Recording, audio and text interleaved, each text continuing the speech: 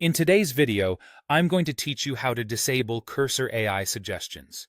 If you've been seeing those gray predictive code prompts pop up as you type, and you'd like a quieter, more manual coding experience, you can switch them off quickly without digging through complex settings. I'll walk you through the process, explain what to expect, and share a few simple tips to make sure it works smoothly. First, open the command palette. This is the fast, universal search bar that lets you run any command in the editor without hunting through menus. On Windows and Linux, press Ctrl plus Shift plus P. On Mac OS, press Command plus Shift plus P. You should see a small text box appear near the top of the window. If it doesn't show up right away, make sure your editor window is active and not behind another app, then try the shortcut again. With the command palette open, start typing Disable Cursor tab. You don't need quotation marks, and capitalization doesn't matter, but spelling does. As you type, the list below will filter down to matching commands. Keep an eye out for the command labeled Disable Cursor tab.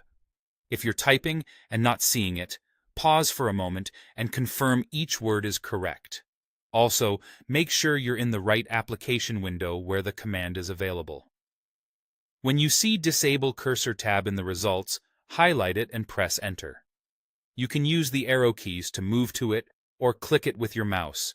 Both work the same. After you run the command, the AI suggestions should immediately stop appearing. In some versions, you might notice a brief status message confirming the change.